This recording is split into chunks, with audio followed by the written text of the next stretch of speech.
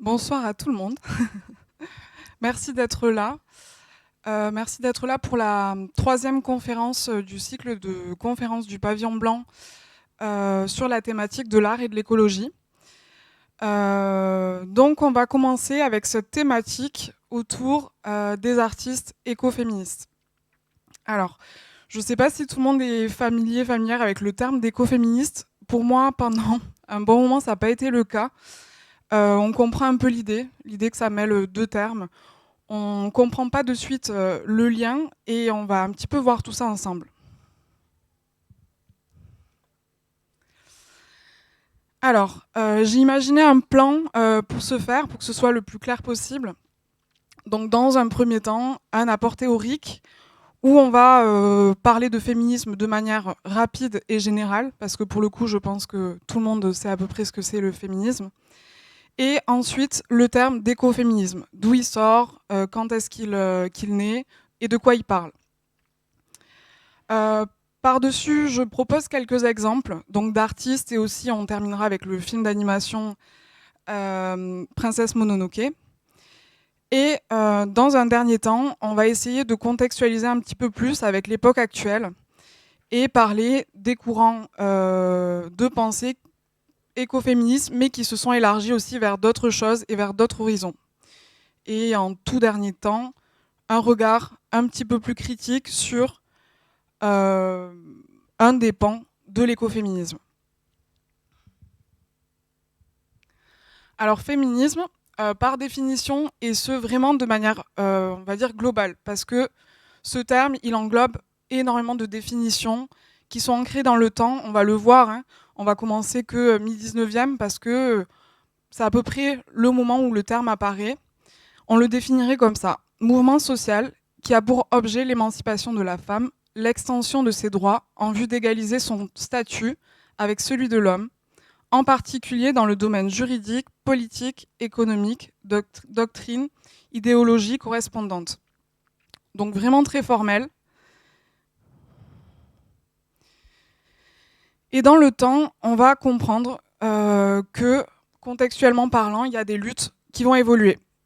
Donc mi-19e jusqu'à peu près aux années 50, 1950, la lutte, c'est vraiment pour la reconnaissance des droits civiques, avec des dates assez importantes, dont le 21 avril 1944, où ça va être voté le droit des femmes. En 1960, la lutte contre le patriarcat. Donc ça va tourner autour de la loi, par exemple, 1965,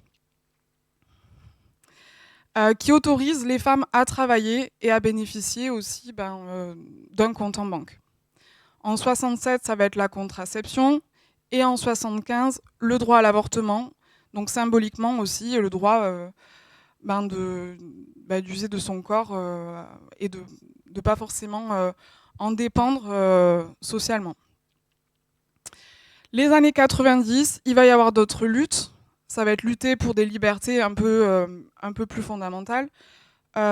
Donc l'intersectionnalité, on va en parler un petit peu plus loin. C'est un terme qui est un petit peu complexe. On va le définir ensemble.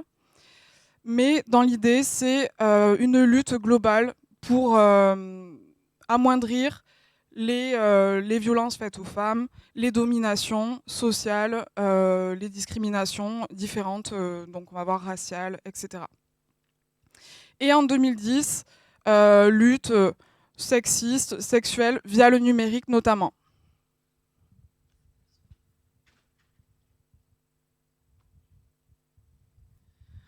Alors pour commencer, je voulais vous montrer cette affiche.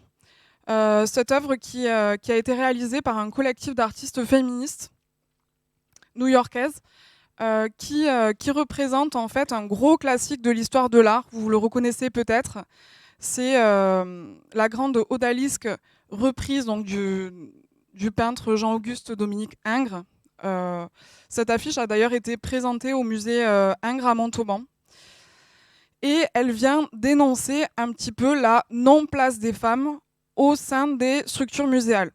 Donc d'où à la fois le corps de l'odalisque sachant que Ingres avait un petit peu pour habitude d'idéaliser le corps féminin, et entre autres, sur cet odalisque, il rajoutait des vertèbres au niveau de la colonne pour rallonger ce buste, pour qu'il soit un petit peu interminable et qui donne une espèce de courbe très calipige.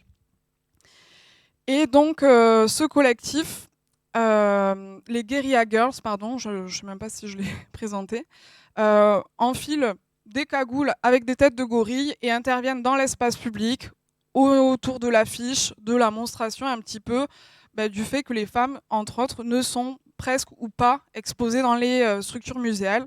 Donc là, c'est Do Women Have to be naked to get into the Met Museum. Désolée pour mon accent. Alors, tout simplement, hein, est-ce que les femmes doivent forcément être nues pour être exposées au Met Museum, sachant que ça retrace un petit peu aussi l'idée que les femmes, dans le champ de l'histoire de l'art, elles ont beaucoup été muses plus qu'artistes. Il y avait des femmes artistes et beaucoup de muses sont devenues avaient une création à côté, mais on se rend compte qu'il y a beaucoup de femmes qui étaient dans la création, qui sont un petit peu plus ou moins dans les placards des musées. Elles ne sont pas forcément exposées. Il y a une espèce de retour un petit peu là-dessus où on ressort les œuvres de femmes, et on en parlera d'ailleurs un petit peu plus tard aussi.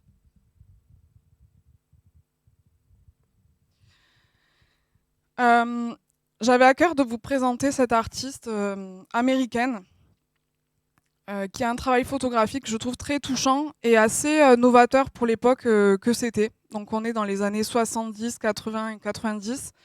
C'est une artiste photographe américaine qui a grandi dans un milieu assez conservateur et qui va avoir une histoire de famille un peu compliquée, un peu chaotique, avec une sœur qui finira par mourir un petit peu autour de cette question des normes sociales. Une structure familiale un petit peu particulière. Et elle va très vite aller s'installer à New York et fréquenter un milieu très queer de la fête, de la nuit. Donc ça va tourner énormément, un environnement énormément autour de la drogue, du sexe, de la fête, mais de l'art aussi. Parce que c'était des époques qui voulaient qu'il y avait une espèce d'émulsion quand même à New York dans ces années-là. Et elle se met à photographier dans la précarité et la difficulté de sa vie quotidienne son entourage, et dans une intimité très particulière, très marginale. Donc elle photographie ses amis.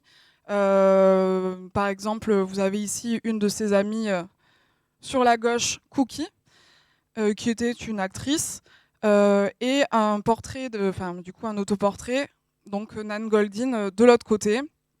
Donc on voit qu'elle a le visage assez défiguré, et elle a fait un autoportrait comme ça d'ailleurs d'elle-même où elle a le visage complètement défiguré après avoir été battue par son propre compagnon. Et elle fait vraiment le choix de montrer la violence faite aux femmes, donc à son entourage, faite au milieu queer dans l'espace social. Et l'idée, c'est qu'elle explique, notamment par le biais de ce documentaire fictif qui a été réalisé par Laura Poitras, elle explique un petit peu sa vie et son parcours politique aussi. C'est-à-dire que dans ce documentaire, il y en a deux trames d'entrée. Donc il y a vraiment cette histoire familiale très conservatrice, comment elle va s'émanciper et comment la photographie va être un moyen d'expression. Elle explique que quand elle était plus jeune, donc suite au décès de sa sœur, je crois, elle perd la parole pendant un certain temps, complètement béate de la situation. Et la photographie va être le moyen de se réapproprier son corps, de se réapproprier une identité et une vie. Donc elle explique vraiment la dimension politique de son art.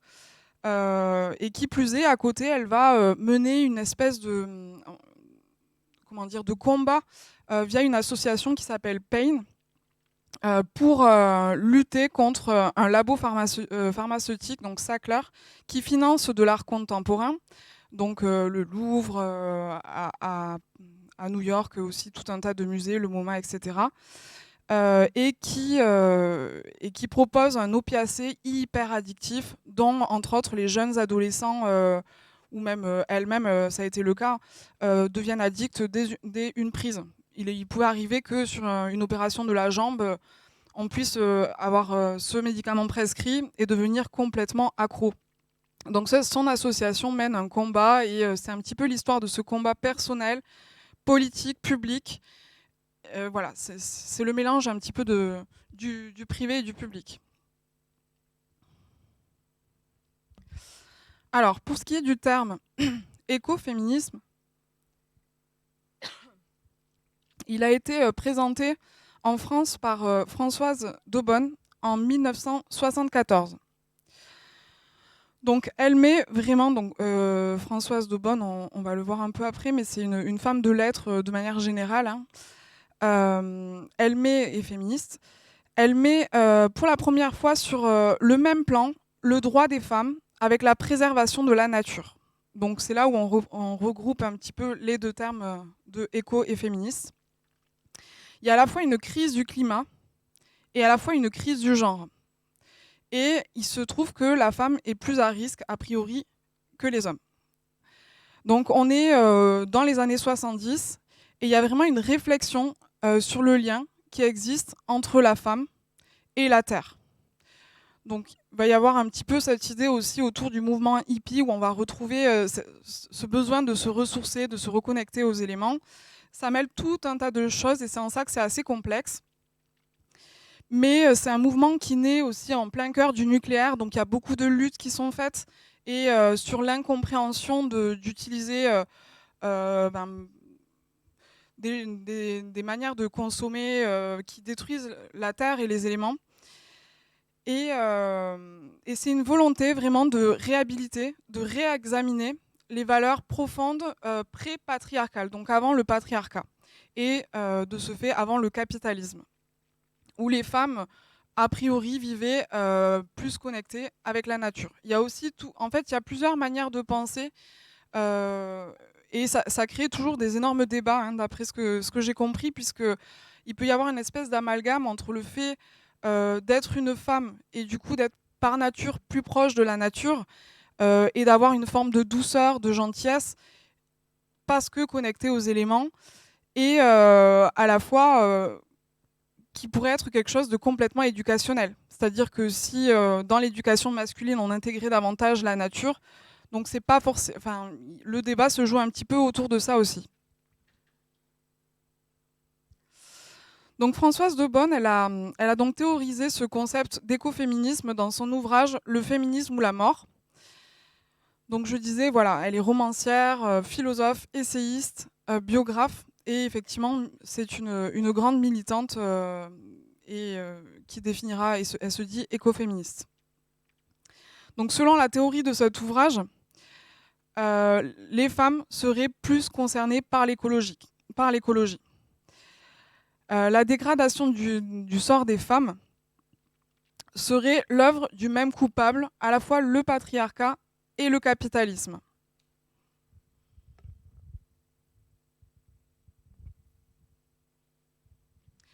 Alors de tout ça, il en découle tout un tas de communautés.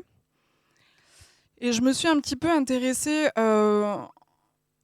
à celle-ci qui s'appelle Terre de Femmes, et en fait qui découle de communautés américaines qui s'appellent Women's Land tout simplement.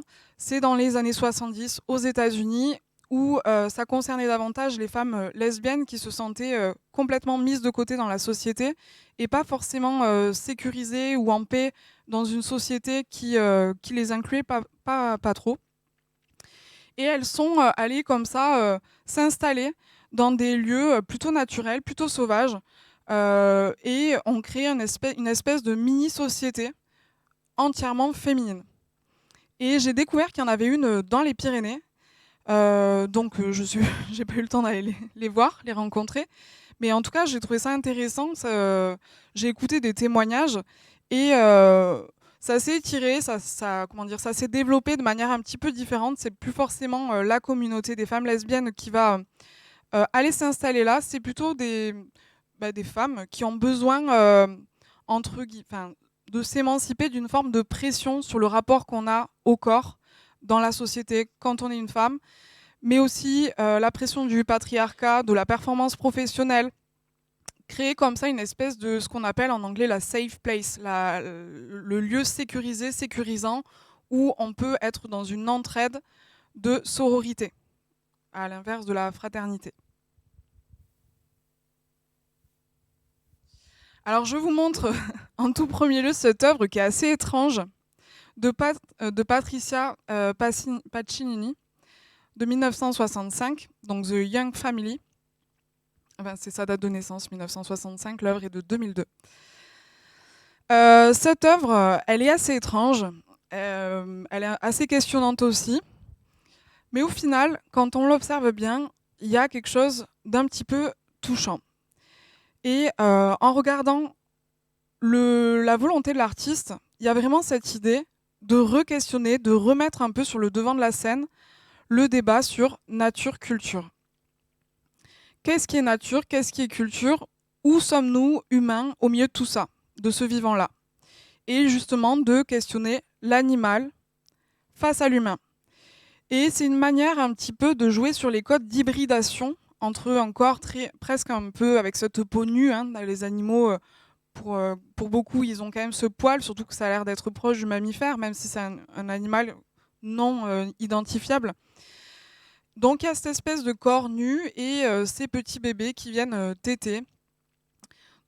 Ça retrace l'idée d'une animalité, mais en même temps d'une espèce de douceur et de calme, de quiétude autour de la maternité.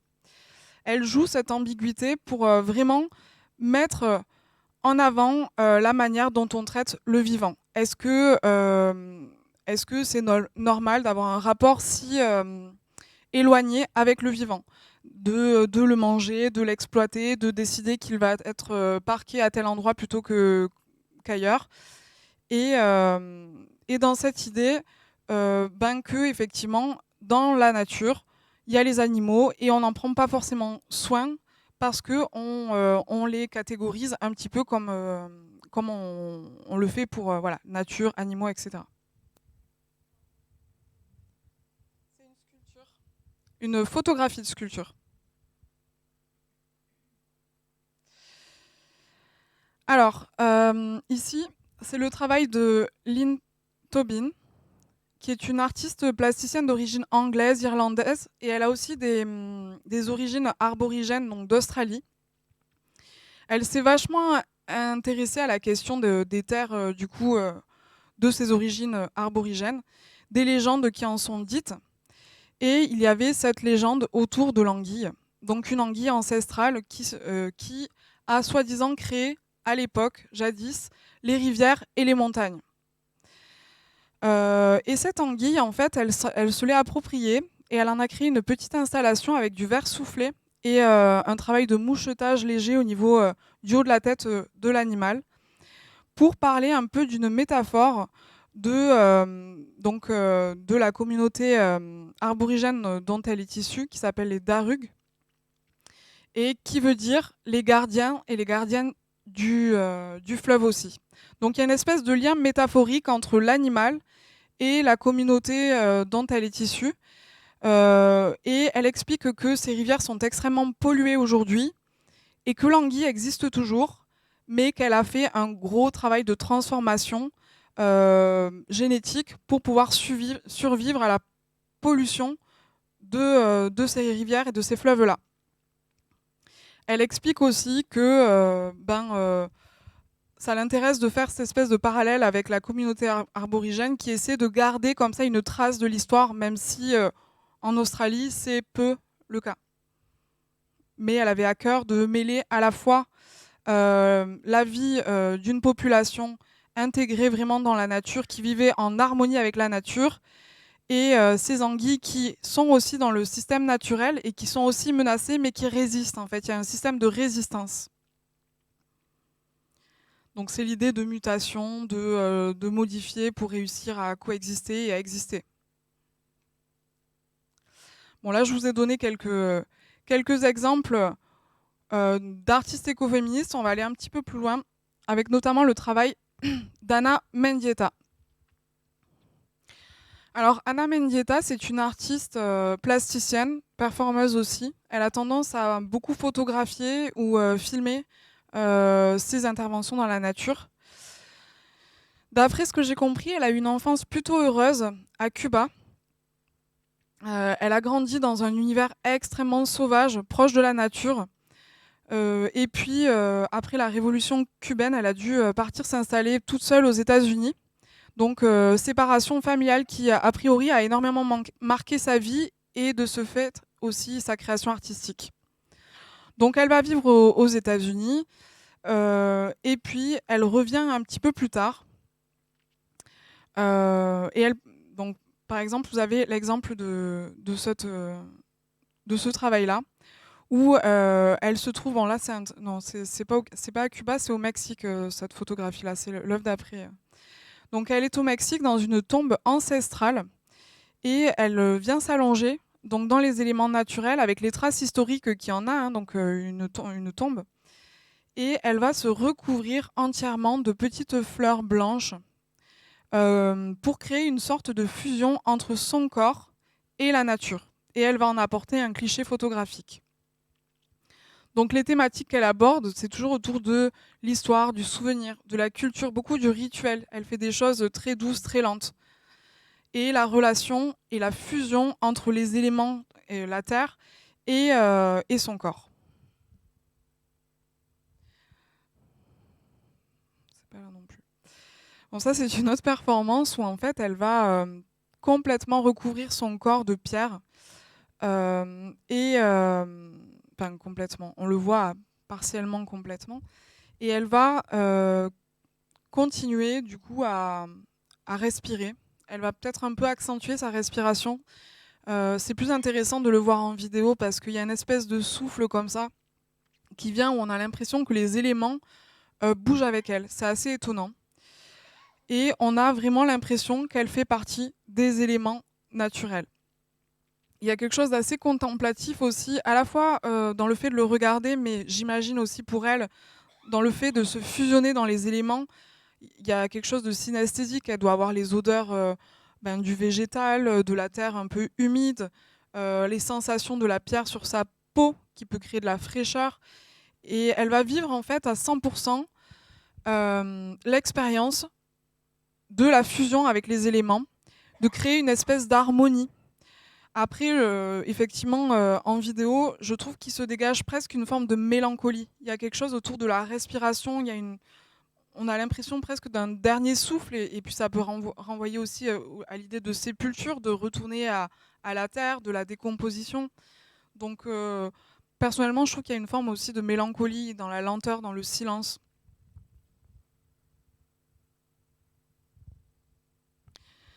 Alors là, c'est une autre pièce où en fait, elle projette son corps sur le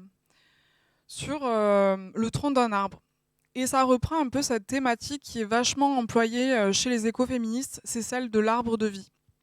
L'arbre de vie qui est vraiment un symbole, celui de l'éternité, où en fait cet arbre, il va aller chercher en profondeur, par les racines, l'énergie vitale. Donc il y a quelque chose de très spirituel aussi, hein, et venir s'ancrer dans la terre et donner du sens à l'existence. En fait, il y a quelque chose d'un peu spirituel.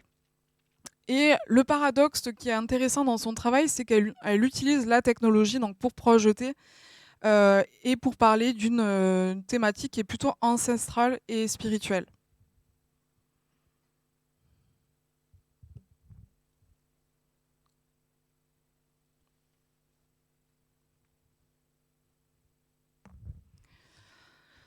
Alors ici, vous avez un des derniers travaux que je vais présenter aujourd'hui. Il y en a plein d'autres, hein, de cet artiste-là. Donc d'Anna Mendieta, et c'est là où je me suis un peu emmêlé les pinceaux, c'est qu'en fait, elle va retourner à Cuba, mais bien plus tard. Et quand elle y retourne, elle a une espèce de grande nostalgie d'avoir quitté un lieu qu'elle aimait beaucoup. Et elle va investir la grotte de Jaruco, je ne le prononce pas du tout correctement. Et en fait, elle va imaginer des œuvres au sein de cette grotte-là. Donc a priori, la légende dit que c'est dans ces grottes que l'humanité est apparue.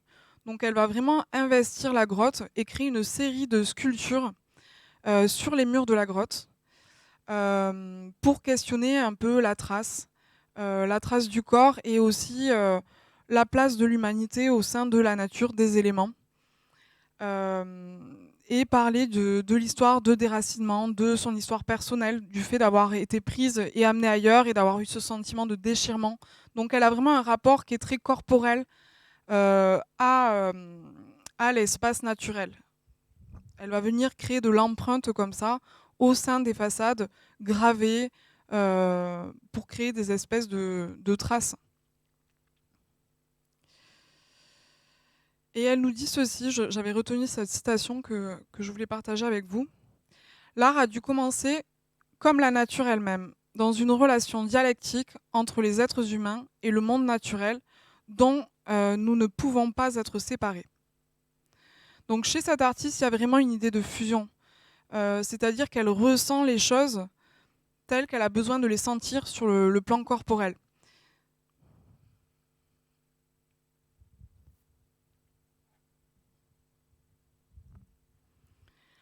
Je voulais également vous parler de Suzanne Husky, qui est une artiste plasticienne franco-américaine, qui questionne cette idée de renouer comme le font les écoféministes, avec le monde pré-capitaliste et le vivant.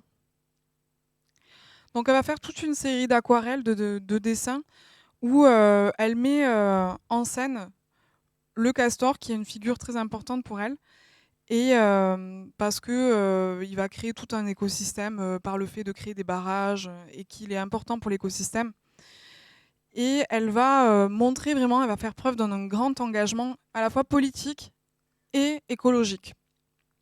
Elle va mettre en lumière des formes de domination du vivant, et ce, de manière, ici on le voit, assez poétique.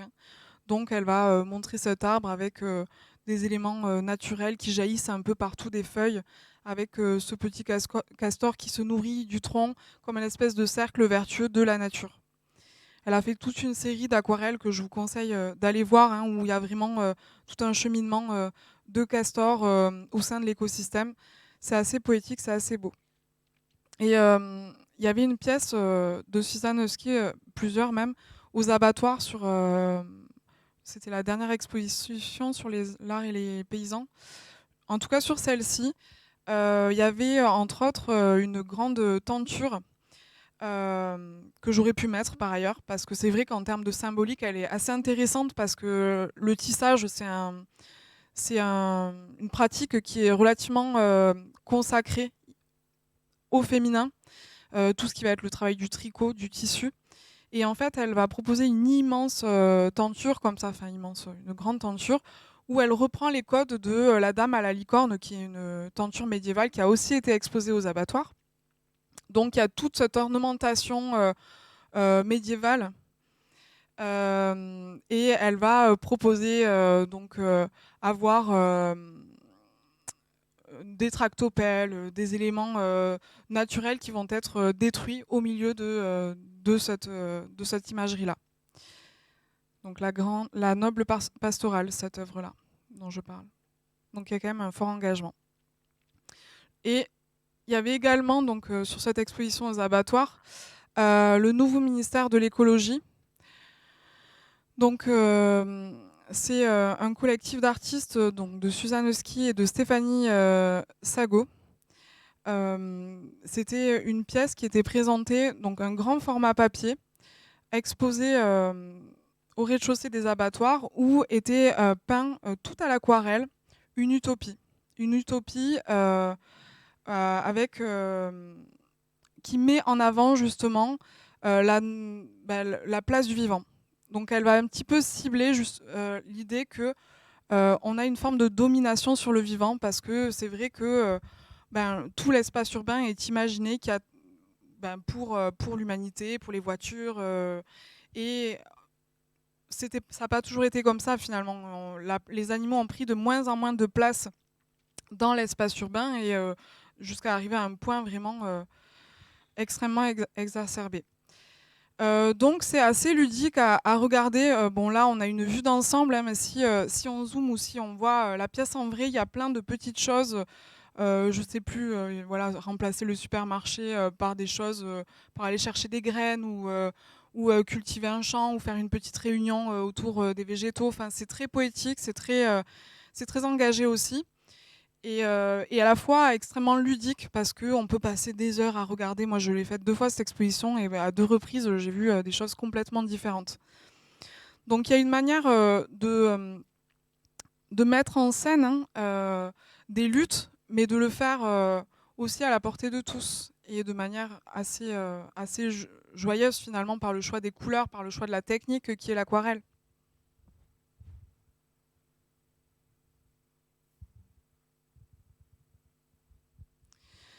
Alors, Alessandra Sanguinetti, on sort du dessin, c'est une artiste photographe argentine qui a proposé une exposition à la Fondation Henri Cartier, donc c'était ouais, en mai dernier, qui était assez touchante.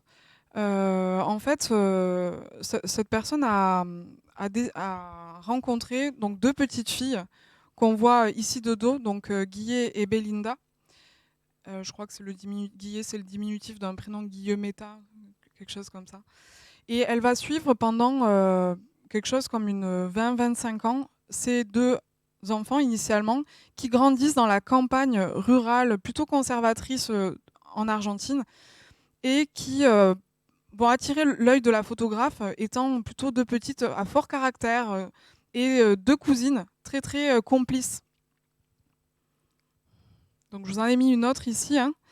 Et elle va finalement leur rendre visite de temps à autre et leur proposer des petites mises en scène, mais des fois pas du tout, parce qu'en fait, elles ont une spontanéité dans le jeu et dans la liberté d'être qui elles sont au cœur de cette nature qui est plutôt masculine, plutôt rurale, conservatrice, assez dure finalement.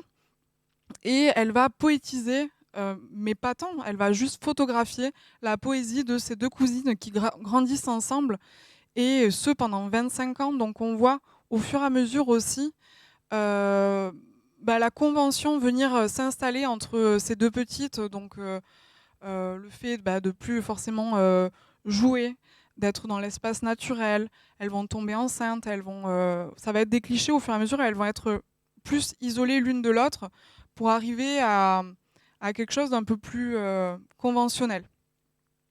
Et j'ai trouvé ça assez joli, à tendance un petit peu mélancolique aussi, où en fait finalement elles deviennent des femmes petit à petit euh, et elles rentrent un petit peu dans les rangs de ce qui est attendu d'elles.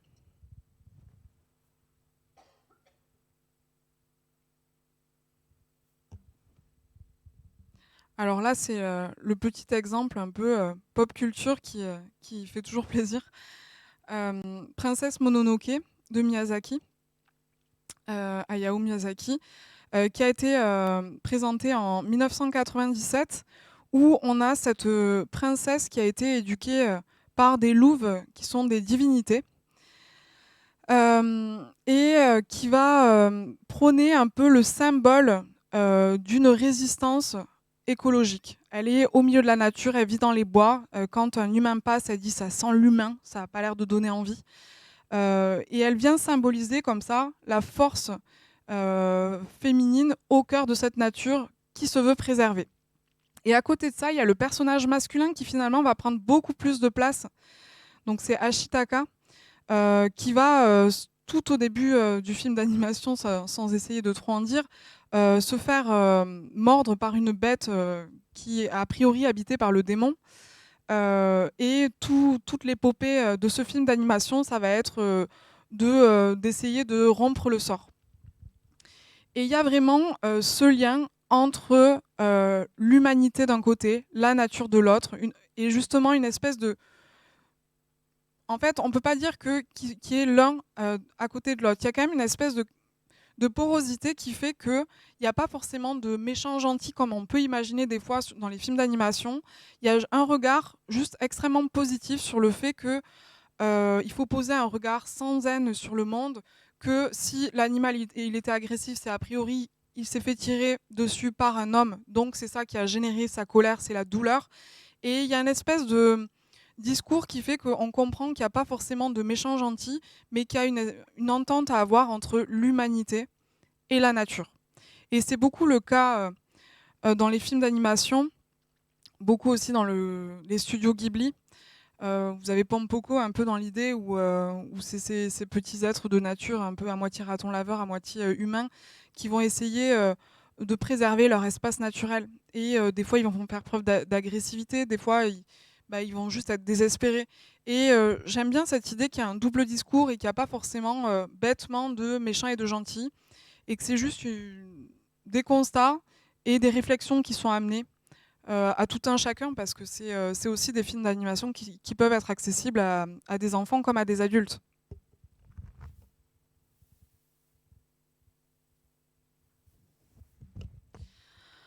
Alors, pensez le monde aujourd'hui.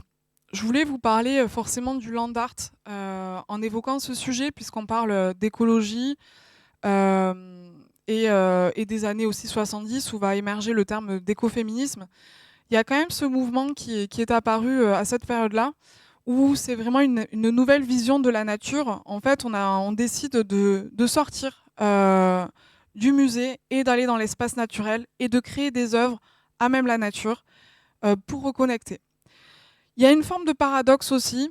C'est pas du tout le cas de toutes les œuvres du land art, mais par exemple, si on prend celle de Robert Smithson, on peut réfléchir aussi à l'impact écologique que peut avoir le fait de prendre des sédiments, de la boue, de la terre, et de créer comme ça une immense spirale à l'entrée d'une mer.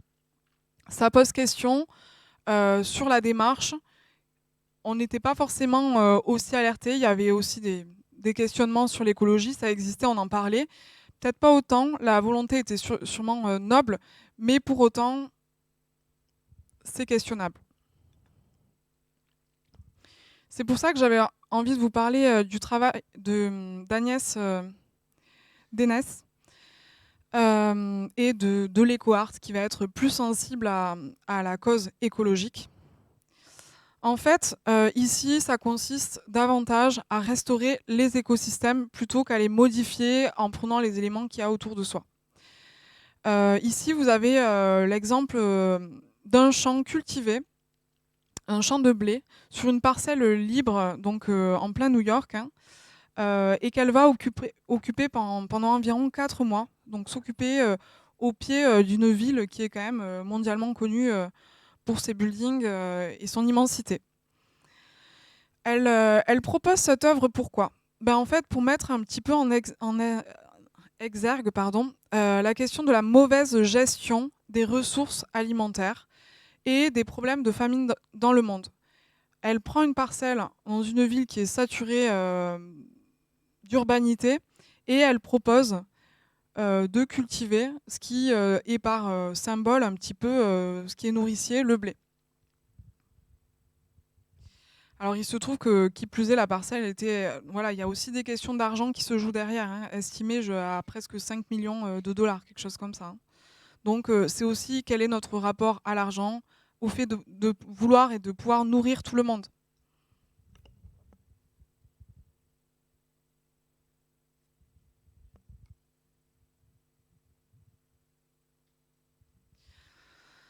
Alors, je vous en ai un petit peu parlé tout à l'heure de ce terme.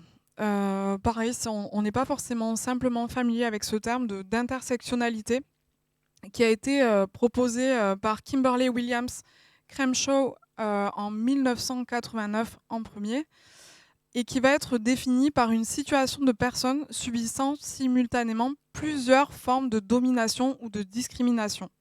En fait, le courant féministe, il est apparu en évoquant une forme de discrimination et en avançant, on s'est rendu compte qu'on pouvait accumuler des discriminations, donc par exemple du racisme, du sexisme, du mépris de classe ou du validisme, et du coup être encore plus marginalisé dans la société, discriminé et subir un petit peu les conséquences sociales qui en découlent. Donc effectivement, le terme il a évolué avec son temps. Hein. Là, on est à peu près en 89. Je vais vous parler ensuite de Bell Hooks qui a vraiment écrit dessus également.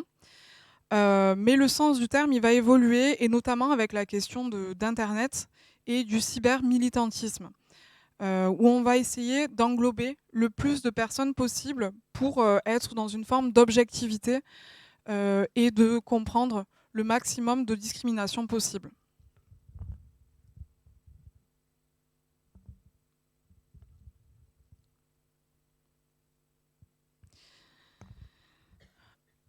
Alors, Bell Hooks, c'est une intellectuelle, elle est universitaire et c'est également une militante et théoricienne du black feminism, puisqu'en fait, elle a une pensée féministe, mais elle se reconnaît nulle part, parce que c'est une femme racisée aux États-Unis, et que le courant féministe, à l'époque où elle grandit, qu'elle est jeune universitaire, bah, déjà, il y a peu de personnes, de femmes noires qui sont à l'université. Et qui plus est, elle se rend compte bah, que le féminisme, ça concerne vraiment que les femmes blanches bourgeoises. Et elle vient d'une classe très populaire, et qui plus est, elle est noire. Donc, elle va réfléchir un petit peu à tout ça et se dire, ben, en fait, il faut créer autre chose, quelque chose qui inclut davantage de personnes, parce que finalement, le féminisme des femmes blanches, il est au détriment des femmes noires, où ça va venir un petit peu compenser quelque chose, où elle devrait faire le travail des femmes libres, entre guillemets, en plus de son travail à elle. Donc c'est comme ça que petit à petit, elle va venir écrire son bouquin de la marge au centre, où elle va théoriser ce principe de qu'est-ce qu'on fait quand on est une femme noire au sein d'une communauté de femmes blanches qui veulent lutter pour la cause des femmes, mais qui n'inclut pas l'entièreté et la diversité des femmes. Et de là vient ce terme, enfin, cette notion de solidarité politique. C'est l'idée qu'en fait, on peut combattre contre des oppressions dont on n'est pas forcément nécessairement victime. Ça demande un pas de côté, un pas de recul, mais ça permet aussi, quand on n'a pas, par exemple, de double discrimination, bah, d'inclure plus de personnes que ce qui a été fait jusqu'à présent. Donc voilà, l'ouvrage en question, si vous voulez vraiment aller plus loin sur cette question, je vous conseille largement de lire Bell Hooks. Entre autres, cet ouvrage qui parle vraiment de cette question-là. Il y en a tout un tas d'autres qui sont très accessibles, très bien écrits, et qui déconstruisent énormément de choses sur la réflexion de la famille, de l'amour, de la liberté, d'évoluer dans une société aussi qui a des codes très définis et qui n'est pas du tout inclusive.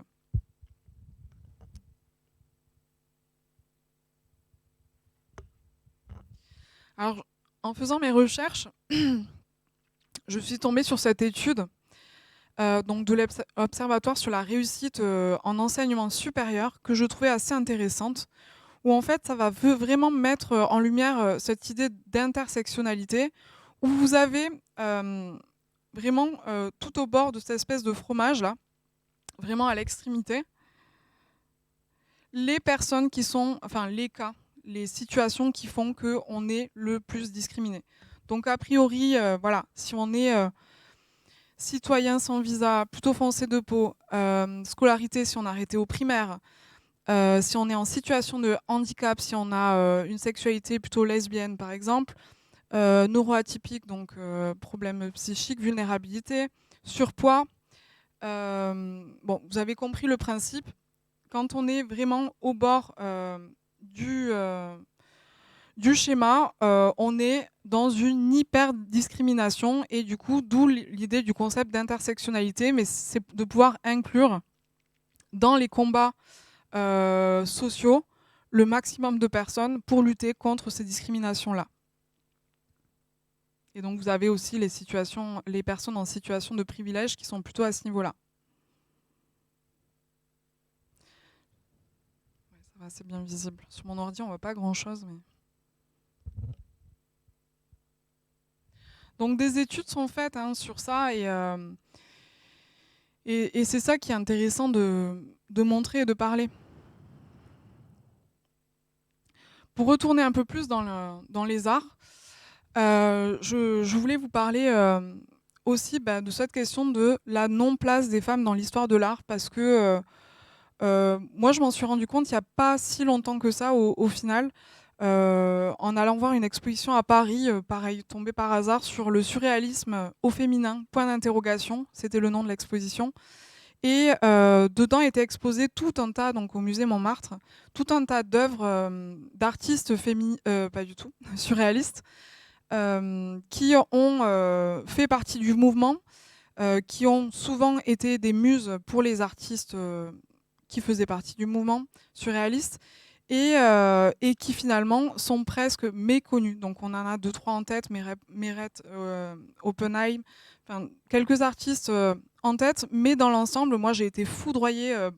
Qui plus est, j'ai vraiment eu des coups de cœur pour certains artistes et j'ai eu un sentiment d'étrangeté, de me dire mais du coup ça fait plus de 100 ans que ces artistes elles existent, elles ont créé des choses et pourquoi est-ce que je les ai jamais vues? Il y a quelque chose un petit peu d'anormal là-dedans.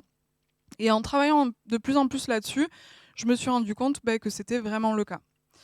Je vous ai juste mis cette dame de Brassampouy qui a été une petite tête gravée qui a été retrouvée donc, dans les Landes par un archéologue dans les années 60 et qui une toute petite tête comme ça gravée dans de l'ivoire et qui finalement retrace le visage, a priori un visage plutôt féminin. Et c'est drôle parce que quand on pense aux fouilles archéologiques, beaucoup de recherches ont été faites dans les années 60 et il y a eu énormément d'erreurs sur les retrouvailles qui ont pu être faites en imaginant que c'était plutôt des sépultures d'hommes parce que des ornements plutôt riches, etc. Donc il y a aussi toute une histoire à repenser et à recontextualiser. Et c'est dans ce cadre-là que je voulais vous parler du savoir situé de Donna Haraway, qui est une biologiste et philosophe féministe qui théorise ce principe de s'interroger sur la position de la personne qui produit la connaissance. C'est-à-dire que d'où je suis au XXIe siècle, en France, je suis une femme blanche issue d'un milieu plutôt rural, et contextualiser un petit peu son point d'attache pour regarder des choses qui sont éloignées dans le temps, des choses qui ne font pas partie de ma culture, et poser une position la plus objective, en tout cas en prenant en compte le maximum d'objectivité possible pour s'éloigner de l'interprétation ou de l'erreur. Alors, dans mes grandes déceptions sur le fait de ne pas avoir croisé ces artistes plus tôt, il y a Ilma Afklint, qui est par ailleurs en ce moment exposée à Bilbao, au Guggenheim. Donc, si vous avez l'occasion d'y aller, je pense, allez-y, ça va être magnifique. En m'intéressant un petit peu à la question de l'abstraction dans l'histoire de l'art, forcément, je vais plutôt aller vers Vassili Kandinsky, qui petit à petit va travailler sur un arbre et en tomber la figuration pour finalement arriver vraiment à un état de figuration pure. Et je le connais comme étant l'inventeur de ce concept d'art abstrait. Et puis, au milieu de tout ça, je regarde ce documentaire sur les femmes dans l'histoire de l'art. Donc, c'est Aux Arts citoyennes, qui est assez intéressant, qui retrace à peu près des impressionnistes jusqu'à nos jours. Et je découvre cette personne, Ilma Afklint, qui est une peintre suédoise et qui, 5 ans avant Kandinsky, a inventé l'abstraction. Donc, je trouve ça un peu questionnant quand même. Donc, vous pouvez aller voir son travail. Moi, je trouve ça vraiment magnifique et plein de finesse. Et bon, voilà, vous avez compris. Et je vais faire en sorte d'aller rapidement à Bilbao voir ça. Bon, après, il y a quelque chose d'ambigu. Si vous regardez les documentaires, vous le verrez. Elle a demandé, je crois, durant une vingtaine d'années, à ne pas être utilisée, à laisser son art de côté. Je ne sais plus exactement pourquoi, parce que dans le cadre de mon travail de prof en prépa, je brasse énormément d'informations. Mais regardez-les, c'est assez intéressant. En tout cas, on comprend que le fonctionnement, c'est toujours un peu le même. Il y a des artistes qui vont souvent être avant 1897, je ne sais plus. Bon, en tout cas, les femmes n'avaient pas accès aux beaux-arts. Je crois que c'est 1897, donc c'est très tard. Donc, elles étaient formées plus ou moins par les pères, la famille ou des proches. Et ensuite, elles peuvent avoir une forme de petite notoriété parce qu'un entourage qui fait que. Et puis, on se rend compte que très vite, quand elles meurent, elles passent plus ou moins dans la trappe des oubliettes. Et il y a une réémergence aujourd'hui, de nos jours, où en fait, on se rend compte que les musées sont remplis d'œuvres d'artistes incroyables dont on a complètement oublié l'existence. Et ça fait chaud au cœur aussi en même temps de voir qu'on redonne un petit peu de la lumière là-dessus, mais c'est vrai que c'est aussi extrêmement questionnant. Et un petit peu dans la même idée, je vous présente le travail de Marie Sully, qui est intéressant parce que en fait, c'est une femme qui a grandi au sein d'une communauté amérindienne et qui va utiliser ce motif donc qui parle de ses origines. Euh, de ses origines. Et elle va créer un espèce de motif qui va énormément inspirer et qui va faire partie de la même période de l'art nouveau, de l'art déco, et de de ce début du motif en fait dans l'histoire de l'art. Et elle va créer une espèce d'abstraction. C'est de l'abstraction via le motif, en gardant la parole d'une histoire personnelle et d'une origine. Donc je trouvais ça assez intéressant aussi.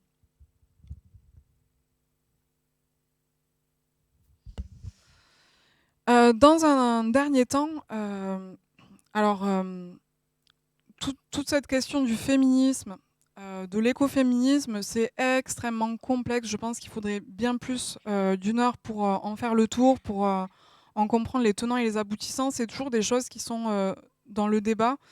Mais au milieu de tout ça, il y a un courant de pensée qui se dit essentialiste, où en fait, les féministes différencient. Alors, c'est à peu près la même chose, il y a quelques différences sur les deux, mais dans l'idée, c'est qu'on va partir du principe qu'il y a une différence biologique et culturelle entre les hommes et les femmes dans le combat féministe.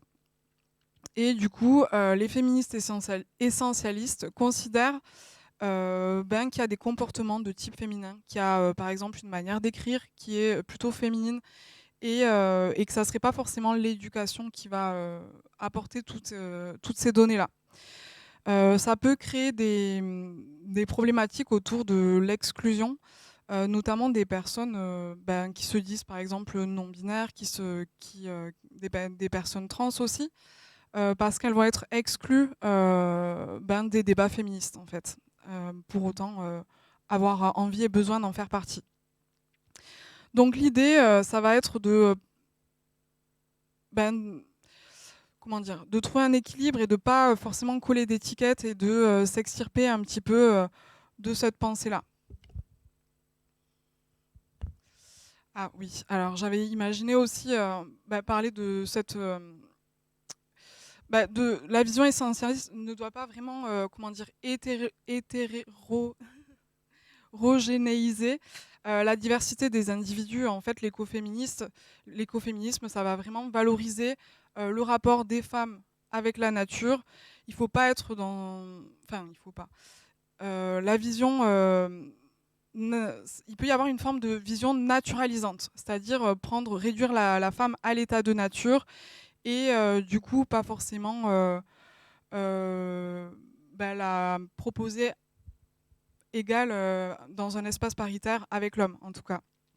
Et ça m'a fait un petit peu écho, je ne sais pas si vous avez vu cette série Handmaid's Tale, donc en français La Servante écarlate. J'ai eu un flash au cours de la semaine, donc après avoir imaginé cette conférence. C'est une série que je vous conseille vivement. Elle est assez percutante du fait même qu'on se rend compte qu'on peut tomber très rapidement dans une dictature. Ça se passe aux États-Unis, dans un État des États-Unis, et je ne sais plus lequel.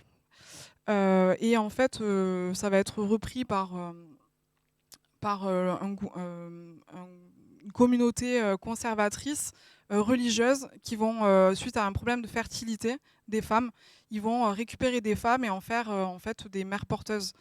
Et c'est autour aussi de ce désastre écologique. Donc, par exemple, si les femmes ne se comportent pas bien, ou même les hommes, entre autres, elles vont être envoyées dans des camps pour dépolluer la nature. Enfin, la nature. Il n'y a plus de nature, en fait. Tout est pollué, plein de pétrole. Et en général, ils meurent même dans les camps, tellement l'espace est pollué. C'est issu d'un bouquin de Margaret Atwood, je crois qu'elle s'appelle. Et c'est intéressant aussi la vie de cette femme. Elle a grandi, je crois, dans la nature totale pendant très très longtemps avec son père. Et ensuite, elle va arriver dans la civilisation. Elle va avoir une espèce de choc un petit peu sur la manière dont fonctionne une société. Et c'est comme ça qu'elle explique qu'elle est venue à écrire un petit peu ses dystopies. Bref, en dernière pensée, j'ai eu cette image de cette série qui est assez percutante parce qu'effectivement, on se rend compte que tout est un peu lié en fait et voilà, c'est intéressant. Merci de votre attention.